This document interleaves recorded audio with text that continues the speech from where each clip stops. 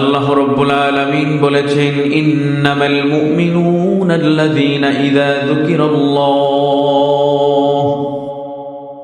ইন্নামাল মুমিনুনা আল্লাযীনা ইযা যুকিরাল্লাহু ওয়াজিলাত কুলুবুহুম ওয়া ইযা তুলিয়াত আলাইহিম আয়াতুহু যাদাতুহুম ঈমানা ওয়া আলা রাব্বিহিম ইয়াতাওয়াক্কালুন الذين يقيمون الصلاة ومما رزقناهم ينفقون أولئك هم المؤمنون حقا لهم درجات عند ربهم ومغفرة ورزق كريم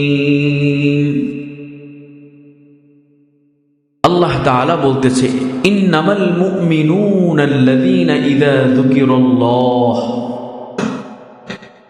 আল্লাহ তাআলা বলতেছেন, ইন্নামাল মুমিনুনা আল্লাযীনা ইযা যুকিরাল্লাহু ওয়াজিলাত কুলুবুহুম। ইন্নামাল মুমিনুনা আল্লাযীনা ইযা যুকিরাল্লাহ। পাঁচটা গুণ যার মধ্যে থাকবে সেই ব্যক্তি মুমিন। বলেন কয়টা গুণ? পাঁচটা গুণ। আল্লাহ রাব্বুল আলামিন বলে পাঁচটা গুণের মধ্যে এক নাম্বার গুণ হলো ইন্নামাল মুমিনুনা আল্লাযীনা ইযা যুকিরাল্লাহ। এক নাম্বার গুণ হলো যেই ব্যক্তি ইন্নামাল মুমিনুনা আল্লাযীনা ইযা যুকিরাল্লাহ, যেই ব্যক্তির সামনে আল্লাহর নামকে উচ্চারণ করা হয়, যেই ব্যক্তির সামনে আল্লাহর নামকে যখন বলা হয়, ওয়া ইযা তুলিয়াত আলাইহিম আয়াতুহু। ইন্নামাল মুমিনুনা আল্লাযীনা ইযা যুকিরাল্লাহু ওয়াজিলাত কুলুবুহুম। যখন আমার আপনার সামনে আল্লাহর নামকে উচ্চারণ করা হয়, যখন আল্লাহর কথা আলোচনা করা হয়, যখন আল্লাহর কথা বলা হয়, ওয়াজিলাত কুলুবুহুম, যখন আল্লাহর কথা আপনার সামনে বলা হয়, বলার পরে যখন আপনার অন্তরটা থরথর করে আল্লাহর জন্য কেঁপে ওঠে, বোঝা যাবে তাহলে আপনি মুমিনের কাতারে আছেন। এটা হলো মুমিন হওয়ার এক নাম্বার গুণ। বলেন কয় নাম্বার? আল্লাহর নাম আপনার সামনে বলার সঙ্গে সঙ্গে আপনার অন্তরটা ভয়ে থরথর করে কেঁপে উঠবে। ওয়াইদা তুলিয়াত আলাইহিম আয়াতুহু যাদাতুহুম ঈমানা। আল্লাহ তাআলা বলতেছে, যখন আপনার সামনে আল্লাহর কোরআনে কারিমের তেলাওয়াত করা হয়, তখন আপনার ঈমান বৃদ্ধি পেতে থাকে।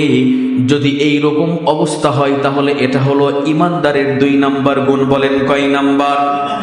এটা হলো ঈমানদারের 2 নাম্বার গুণ। ওয়া আলা রাব্বিহিম ইয়াতাওয়াক্কালুন।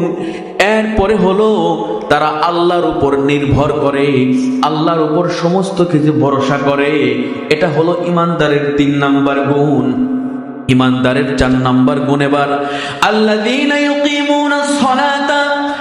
আর যারা 4 নাম্বার গুণ, ঈমানদারের 4 নাম্বার গুণ, আর যারা আল্লাহ তাআলার জন্য তার ইবাদত করে, যারা নামাজ আদায় করে, ওয়া মিম্মা রাযাকনাহুম ইউনফিকুন, এবং যারা নামাজ আদায় করার পরে ঈমানদারের 5 নাম্বার গুণ।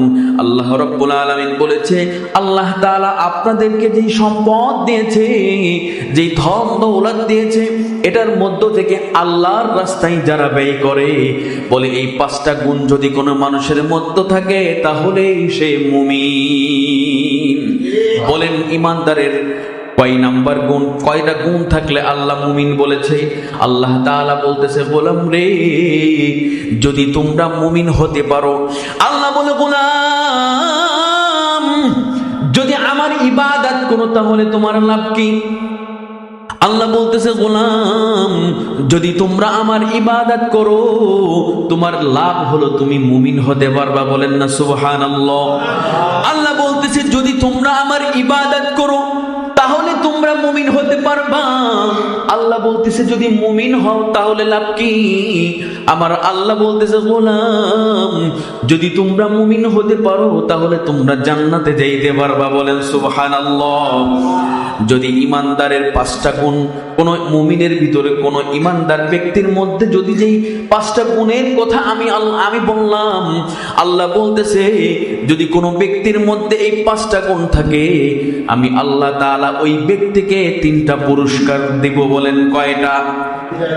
আল্লাহ বলতেছে প্রথম নাম্বার, 1 নাম্বার, যখন আমি আল্লাহর নাম আপনার সামনে স্মরণ হবে, যখন আল্লাহর নাম আপনার সামনে বলা হবে, ইন্নামাল মুমিনুনা আল্লাযীনা ইযা যুকিরাল্লাহ, আল্লাহর নাম যখন আপনার সামনে জপা হবে, ওয়া ইযা ওয়াজিলাত কুলুবুহুম, তখন আপনার অন্তরটা ভয়ে থরথর করে কাঁপতে লাগবে। কার জন্য? বলেন আল্লাহর জন্য।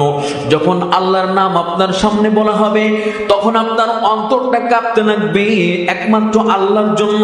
ওয়া ইযা তুলিয়াত আলাইহিম আয়াতুহু যাদাতুহুম ঈমানা, যখন আল্লাহর কোরআন আপনার সামনে তেলাওয়াত করা হয়, ওয়া ইযা তুলিয়াত আলাইহিম আয়াতুহু যাদাতুহুম ঈমানা, তখন যদি আপনার ঈমান বৃদ্ধি পেতে থাকে, আপনার যদি ভালো লাগে, আপনার যদি আল্লাহর কোরআন শুনে যদি মজা লাগে, এটা হলো 2 নাম্বার গুণ। ওয়াইদা তুলিয়াত আলাইহিম আয়াতুহু ঈমানা ওয়া আলা রাব্বিহিম ইয়াতাওয়াক্কালুন, এবং সমস্ত কিছু আল্লাহর উপর নির্ভর করতে হবে। বলেন কার উপর? এলো 3টা গেল। আল্লাহ বলতেছে আল্লাযীনা ইউকিমুনাস সালাতা, এরপরে আপনাকে আল্লাহর ইবাদত করতে হবে, অর্থাৎ নামাজ আদায় করতে হবে। وعلى ربهم الذين يقيمون الصلاة ومما رزقناهم ينفقون, আল্লাহ বলতেছে এরপরে আমি তোমাদেরকে যে সম্পদ দিয়েছি, তোমাদেরকে যে অট্টালিকা দিয়েছি, টাকা পয়সা দিয়েছি, এটার মধ্য থেকে আমি আল্লাহর রাস্তায় তোমাদেরকে খরচ করা লাগবে। এটা কার কথা? আল্লাহ তাআলা বলতেছে হে আমার বান্দা বান্দিরা শোনো, যদি এই 5টা গুণে তুমি নিজেকে গুণান্বিত করতে পারো, যদি এই 5টা গুণ তোমার মধ্যে ঢুকাইতে পারো, আল্লাহ সুসংবাদ দিয়ে আমাদেরকে বলতেছে উলাইকা হুমুল মুমিনুনা হাক্কান, আল্লাহ বলতেছে তাহলেই সে প্রকৃত মুমিন হতে পারবে। আর যদি মুমিন হয় আমি আল্লাহ তাকে 3টা পুরস্কার দেব। বলেন কয়টা? আল্লাহ বলতেছে উলাইকা হুমুল মুমিনুনা হাক্কান লাহুম দারাজাতুন, 1 নাম্বার পুরস্কার, আমি আল্লাহ তাকে তার মর্যাদাকে বৃদ্ধি করে দেব, তার সম্মানকে বাড়াই দেব। বলেন সুবহানাল্লাহ। লাহুম দারাজাতুন ইনদা রাব্বিহিম ওয়া মাগফিরাতু ওয়া রিজকুন কারীম ওয়া মাগফিরা, আমার আল্লাহ বলতেছে 2 নাম্বার পুরস্কার, আমি আল্লাহ তাকে ক্ষমা কইরা দিব। বলেন সুবহানাল্লাহ। ওয়া রিজকুন কারীম, আমার আল্লাহ বলেন গোলাম তোমার 3 নাম্বার পুরস্কার হবে আমি আল্লাহ তোমাকে সম্মানের রিজিকের ব্যবস্থা করে দিব। সুবহানাল্লাহ। আল্লাহ আমাদেরকে কি বলছে?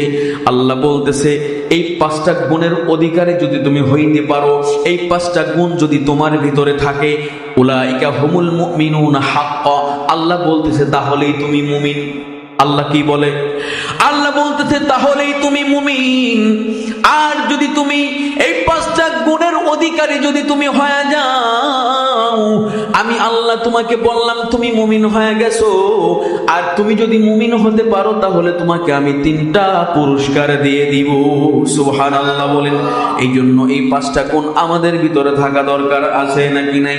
এই 5টা গুণের অধিকারী আমাদের হওয়া দরকার আছে নাকি নাই?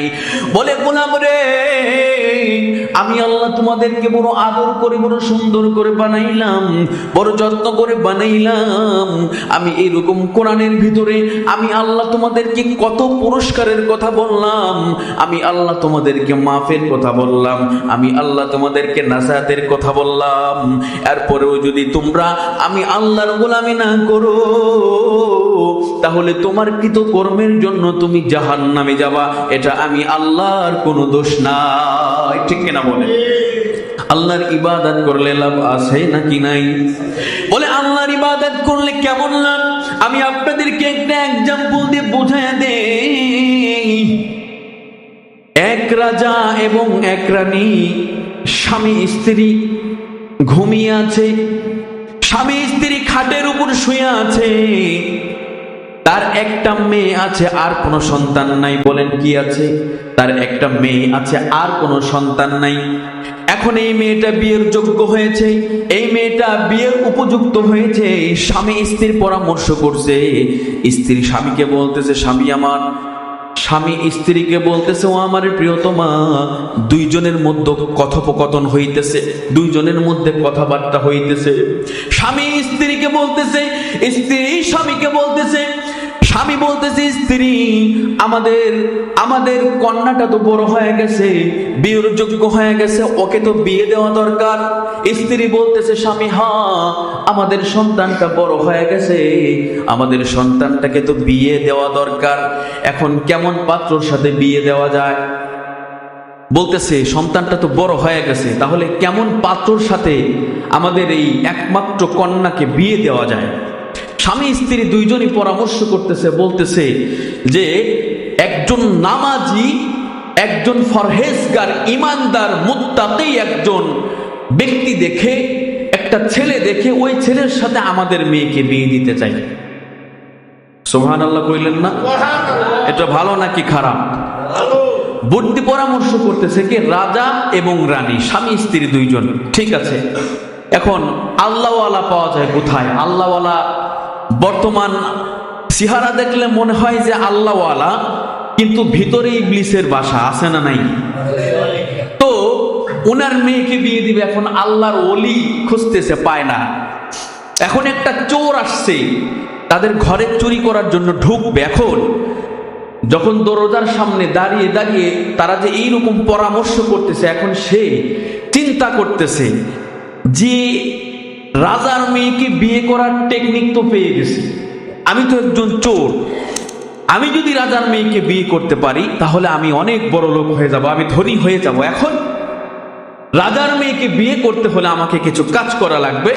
সেটা হলো আমার লিবাস পরিবর্তন করতে হবে, আমার মুখে দাড়ি রাখতে হবে, আমার মাথায় টুপি পরতে হবে, আমার গায়ে পাঞ্জাবি উঠাইতে হবে, এবং সবসময় তসবি টিপতে হবে, সবসময় মসজিদের ভিতরে থাকতে হবে, জিকিরে ফিকিরে থাকতে হবে।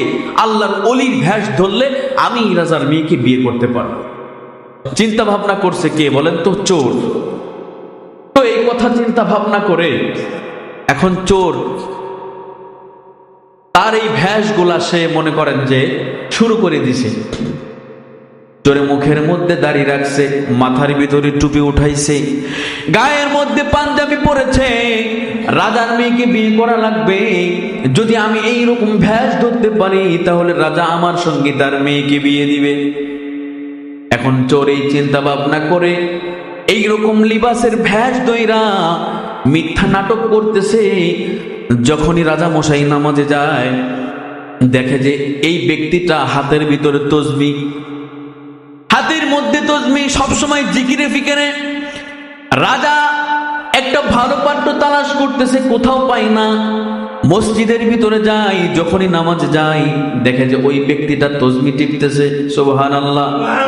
এই ব্যক্তিটা তসবি টিপতেছে, এই ব্যক্তিটা আল্লাহর কোরআন পড়তেছে, এই ব্যক্তিটা আল্লাহর জিকির করতেছে। মানে যখনই মসজিদে যায় দেখে এই লোকটা বসে নাই। রাজা কয়েকদিন ফলো করার পরে দেখতেছে এই লোকটাকে একটু পরীক্ষা করার দরকার, আসলে কি এই প্রকৃত আল্লাহর ওলি নাকি মানুষকে দেখানোর জন্য এই রকম করে। তখন রাজা 1 লক্ষ টাকা নিয়ে ওই ব্যক্তির হাতের ভিতরে বলতেছে, নেন, এই টাকাটা আমি আপনাকে দিলাম, এই টাকাটা আমি আপনাকে বকশিশ দিলাম, হাদিয়া দিলাম, এই টাকাটা আপনি নেন। বলতেছে, না না না না না না, আস্তাগফিরুল্লাহ আস্তাগফিরুল্লাহ আস্তাগফিরুল্লাহ, এইসব আমার দুনিয়ার কোনো লোভ লালসা নাই, আমি এই টাকা দিয়ে কি করবো? আমার লাগবে আল্লাহকে, আমি আল্লাহকে চাই। এই দুনিয়ার টাকা পয়সা বাড়ি গাড়ি এগুলো আমার কিছু লাগবে না, আমি চাই আল্লাহকে। আমি আল্লাহকে তালাশ করার জন্য, আল্লাহকে পাওয়ার জন্য আমি সবসময় মসজিদে, এ দেখেন না আমি জিকিরে ফিকিরে থাকি, আমার এইসব লোভ নাই, যান যান যান। তো রাজাকে যখন বারবার রিকোয়েস্ট করার পরে রাজা যখন ফিরাই দিছে, তো রাজা যখনই 5 ওয়াক্ত নামাজে মসজিদে যায় আর দেখে যে সবাই চলে গেছে, মসজিদ ফাঁকা, এই লোকটা জিকির করতেছে, এই লোকটা তসবিহ টিপতেছে, এই লোকটা বসে মানে ভালো একটা আমলের ভিতরে আছে। তখন রাজা চিন্তা করলো যে তাহলে আল্লাহর ওলি পেয়ে গেছি, আল্লাহর ওলি পেয়ে গেছি। এখন তার স্ত্রীর সঙ্গে বাসায় গিয়ে পরামর্শ করতেছে, ডাক দিয়ে বলতেছে, বিবি, আমাদের মেয়ের জন্য আমরা ভালো একটা পাত্র পেয়ে গেছি। বলে আমি যখনই মসজিদে যাইয়া দেখি আল্লাহর এক গোলাম, আমি যখনই মসজিদে যাই তখনই দেখি যে তসবিহ টিপতেছে। আমি যখনই মসজিদে যাইয়া দেখি আল্লাহর গোলাম আল্লাহর জিকিরে মগ্ন আছে। আমি 1 লক্ষ টাকা দিয়া ওই ব্যক্তিকে পরীক্ষা করলাম, ওই ব্যক্তির টাকার প্রতি কোনো লোভ নাই, দুনিয়ার প্রতি কোনো লোভ নাই। আমি চিন্তা ভাবনা করে দেখলাম নিঃসন্দেহে একজন আল্লাহর ওলি। রাজামশাই মনে করছে আল্লাহর ওলি, ঠিক আছে। এখন তারা সিদ্ধান্ত নিয়ে ফেলছে এই ছেলের সাথেই তাদের মেয়েকে বিয়ে দিবে। আসলে কি সে আল্লাহর ওলি নাকি কি বলেন তো চোর? এখন আসুন মূল ঘটনায় যা আসতেছে সামনে। এই ব্যক্তি যখন এরকম ভাবে পরামর্শ করে তার কাছে বিয়ের প্রস্তাব নিয়ে গেছে, বিয়ের আঞ্জাম শুরু হয়ে গেছে, তার সাথে বিয়ে দেবে, সেও রাজি। এক পর্যায়ে মনে করেন যে বিয়ের অনুষ্ঠান হবে, সেখানে এই চোর চলেও আসছে। আসার পরে হঠাৎ করে তার দিলের ভিতরে আল্লাহর ভয় ঢুকে গেছে। প্রকৃত যে ভয়টা, সে নাটক করতে করতে কখন যে আল্লাহর পাগল হয়ে গেছে সে নিজেও জানে না। বলেন না সুবহানাল্লাহ। আল্লাহর ওলিকে বিয়ে দেওয়ার জন্য যখন আসরে নিয়ে আসলো, যখন অনুষ্ঠানের ভিতরে লোক মানুষের সামনে যখন নিয়ে আসলো, আনার পরে যখন তাকে বিয়ে করাবে, তখন ওই চোর ব্যক্তিটার রাজাকে ডাক দিয়ে বলতেছে, রাজা মশাই থামেন, আপনি একটু দাঁড়ান, আপনার সাথে আমার কিছু কথা আছে। আসলে এই চোখের পানিটা ছেড়ে দিয়ে তখন 2 চোখের পানি ছেড়ে দিয়ে কাঁদতেছে। আর রাজাকে ডাকতে বলতেছে, রাজা শোনেন, আসলে আপনি যাকে আল্লাহর ওলি মনে করে যার সাথে আপনার মেয়েকে বিয়ে দেবেন, আসলে আমি আল্লাহর কোনো ওলি না, আসলে আমি হলাম একটা চোর। বলে আমি যখন চুরি করতে আসছিলাম দেখি দরজার কাছে দাঁড়ায়া আমি শুনতেছিলাম আপনারা 2 জন পরামর্শ করতেছেন, ভালো একটা নামাজি ব্যক্তি, ভালো একটা আল্লাহর ওলির সাথে আপনার মেয়েকে বিয়ে দিবেন। আমি এই কথা শুই না, আমি এইরকম ভ্যাস ধরছি। আসলে আমি একটা চোর, আমার কাজ হলো চুরি করা। আপনার ঘরেও আমি চুরি করতে গিয়েছিলাম। আমি এমন কোন এলাকা নাই যে আমি এমন কোন বাড়ি নাই যার বাড়িতে আমি চুরি করি নাই। আসলে আমি কোনো ভালো মানুষ না, একটা চোর হইয়া আমি আপনার এইরকম সর্বনাশ, এইরকম ক্ষতি করতে পারি না। আর একটা কথা রাজাকে বললেন, রাজা আমি একটা জিনিস চিন্তা করে দেখলাম, আমি একজন চোর, আমি একমাত্র আল্লাহর ভ্যাস ধরছি আল্লাহকে পাওয়ার জন্য আপনার সাথে নাটক করলাম। এই নাটক করার কারণে যদি আল্লাহর ওলি ভেবে যদি রাজার মেয়েকে বিয়ে করা যায়, আমি যদি নাটক বাদ দিয়া আমি যদি প্রকৃত মালিকের প্রেমে পাগল হয়ে যাই, আসলে যদি আমি মুমিন হয়ে যাই, আসলে যদি আমি ওই মাওলার পাগল হয়ে যাই, তাহলে না জানি ওই মাওলা আমার জন্য এর থেকে আরো কত দামি জিনিস আমার জন্য বানায়া রাখছে। চোখের পানি ছেড়ে দিয়ে বলতেছে, ও রাজা মশাই, একটা চোর হইয়া আমি আপনার সাথে এরকম গাদ্দারি করতে পারি না। আমি আপনার মেয়েকে বিয়ে করতে পারবো না। আমি এখন খাস তওবা করলাম, আজকে থেকে কোনো নাটক করব না, আজকে থেকে কোনো অভিনয় করব না। কারণ আপনার থেকে আমার মালিকের ফয়সালা আরো বড়। আমার মালিকের কাছে কোনো জিনিসের অভাব নাই। আমি যদি মালিকের পাগল হই, তাহলে আমার মালিক জান্নাতের মধ্যে আমার জন্য শত শত হুরের ব্যবস্থা কইরা রাখছে। সুবহানাল্লাহ। দেখেন, একটা চোর সে কিন্তু অ্যাক্টিং করছে, নাটক করছে রাজার মেয়েকে বিয়ে করার জন্য। কিন্তু এই অ্যাক্টিং করতে করতে কখন যে আল্লাহর পাগল হয়ে গেছে সে নিজেও জানে না। তখন সে খাস তওবা করছে, আল্লাহর কাছে বলছে, আল্লাহ আমার জীবনে যত গুনাহ করেছি, যত পাপ করেছি, আমি আর জীবনে কোনোদিন পাপ করব না। আজকে থেকে আমি আল্লাহ, আজকে থেকে আমি তোমার গোলাম, আজকে থেকে আমি তোমার ইবাদতে মশগুল হয়ে গেলাম। সুবহানাল্লাহ। মুহতারাম হাজিরিন, দেখেছেন একজন চোর আল্লাহর ওলির ভেষ ধরছে রাজার মেয়েকে বিয়ে করার জন্য, কিন্তু এই ভেষ ধরে তার চিন্তা চেতনা